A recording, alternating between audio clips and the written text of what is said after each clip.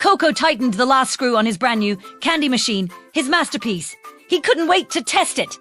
He reached for his favorite pink lollipop, but wait, where was the pink? He looked around his workshop. The pink was gone from every single candy. Just then, a robotic voice blared from a nearby screen. Warning, warning, color pink offline. The screen flickered, displaying an even more alarming message. The planet is dying. Koko stared, utterly confused. Wait, candy has a planet? Before he could even process the thought, a brilliant beam of light shot down from the ceiling, engulfing him. He felt a strange pulling sensation, and suddenly he was soaring upwards, right through the roof and into the endless night sky. He landed with a soft crunch on what looked like candy, but it was all a dull, faded grey. Looking up, he saw strange, jellyfish-like creatures floating silently in the sky, casting a faint, ghostly glow. His little robot companion, Lollibot, whirred beside him. "Welcome to the Lost Candy Planet," it announced. Koko looked around at the vast, desolate landscape. Grey skies stretched over silent, motionless factories. It was a candy world, without its magic, without its joy. But Koko, ever the optimist, clutched the small backpack on his shoulders.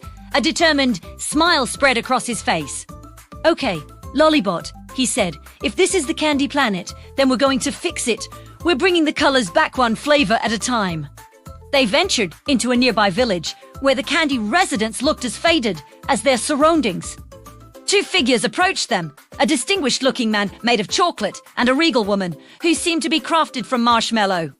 "I am Don Choco," the man said, his voice rich but somber. "And this is Queen Marshmallow, the queen side, her form drooping slightly. Our world has lost its flavor," she explained. "The Wicked King salty stole the flavor core, the very heart of our planet's color and taste." Koko listened intently, his mind already racing. He swung his backpack around and pulled out his latest invention. "This," he announced, holding it high, "is the Candy Mixer 3000. Don Choco and the Queen looked puzzled. Koko grinned. "If we can't get the old flavors back, we'll make new ones. If we remix the colors, we remix hope." Inspired, the villagers began to help, gathering leftover bits of licorice, stray gumdrops, and forgotten sugar crystals. It was time to craft the first color pulse. Suddenly, a troop of guards made entirely of salt crystals stormed towards them. "It's the salty guards," Don Choco yelled. "Run!" They scrambled into a network of dark caramel tunnels, the guards hot on their heels. Koko, thinking fast, reached into his pocket and pulled out a handful of sugar bubbles. He tossed them behind him, and with a loud pop, they exploded into a thick, sweet-smelling smoke screen, confusing their pursuers. They ran faster, dodging sticky walls and sliding down nougat ramps. "Enemy! Flavor detected behind us!" Lollibot beeped frantically. Just as the guards closed in, a massive candy blast erupted from a side tunnel, sending the guards flying in a shower of slow-motion sparkles. A new ally had saved them. They dove into a glowing chocolate river, letting the current sweep them away toward their next destination, King Salty's fortress. They arrived at the Salt Tower, a menacing grey fortress that loomed over the landscape. Inside, the halls were vast and empty, their footsteps echoing eerily. At the heart of the tower, on a throne of pure salt, sat the king himself. "The flavor boy finally arrives," King Salty sneered, his voice raspy and bitter. The battle began in a flash. King Salty hurled waves of corrosive salt, and Koko fired back with beams of concentrated sugar, energy, from his Candy Mixer 3000. The air crackled with power as sweet and salty forces clashed. The fight was a blur of fast cuts and dazzling, slow-motion impacts. King Salty was strong, his bitterness seemingly endless. But Koko knew something the king didn't. "You forgot the strongest ingredient of all," Koko shouted, Joy. With a final, mighty effort, he slammed the candy mixer onto the ground.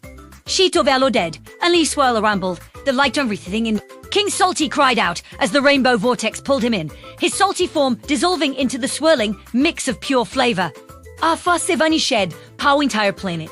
The grey skies parted, and a gentle rain began to fall, each drop a different color of the rainbow. The faded ground soaked up the colors, transforming back into vibrant fields of gummy, grass and rock candy mountains. Lollibot's screen lit up.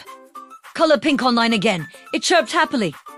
The candy factories hummed back to life, and the rivers began to flow with brilliant pink, blue, and green streams of liquid candy. Koko looked at his candy, Mixer 3000, now glowing with a soft, warm light. He smiled, breathing a sigh of relief. Mission accomplished. The villagers cheered, their colors brighter than ever before. Les eat colorfulera. The celebration was in full swing. The candy village was a dazzling spectacle of light and color.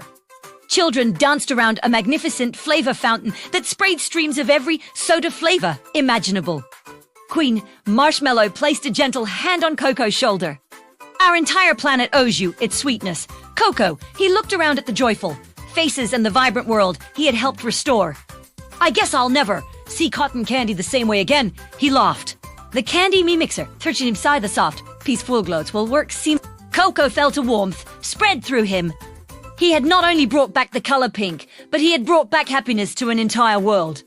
It was a good day's work for a 9-year-old boy from Earth, but just as the party reached its peak, a strange glitch flickered across Lollibot's screen. Its eyes flashed from friendly blue to a sinister purple. Its voice crackled, unauthorized signal. DD detected. Koko looked up at the sky. The beautiful rainbow hues were rapidly being replaced by dark, swirling clouds the color of bitter chocolate. A shadow fell over the celebrating crowd.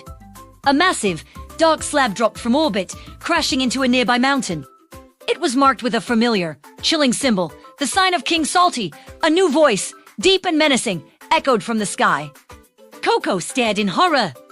Oh no, he whispered, his eyes wide. The chocolate dimension has fallen. In the reflection of his eye, a new, dark portal began to form. The adventure was far from over. Thank you so much for watching this sweet adventure. If you want to see what happens in the Chocolate War, make sure to hit that subscribe button and ring the bell so you don't miss the next episode. We'll see you again soon for more colorful fun.